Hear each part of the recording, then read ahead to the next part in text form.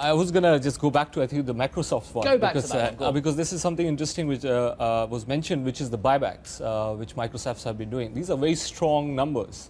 And this is something which I wanted to mention because this is an area where policymakers have started to focus on, which is the productive use of monetary policy.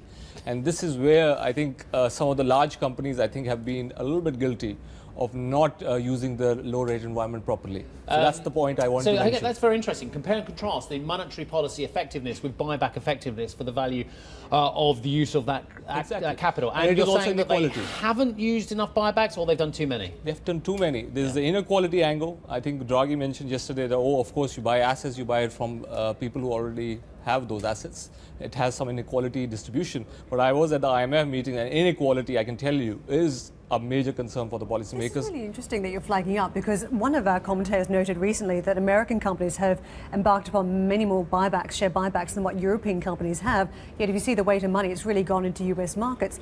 If interest rates start to rise and we get another follow-up one in December, does that alter the course of share buybacks and potentially the course of stock performance for US equities versus European equities?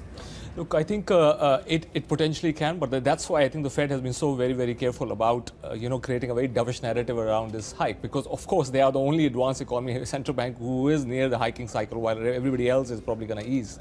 And that's where the transmission mechanism, how do you use this money which is being printed in the real economy, and this is the behavior of companies like that which is important to notice. The trouble is as well with buybacks as well, there's a short-term rush. It also limits the amount of equity out there. The de-equitization continues as well. The pool of available blue chip assets for you declines as well. It creates all kinds of conundrums at higher valuations.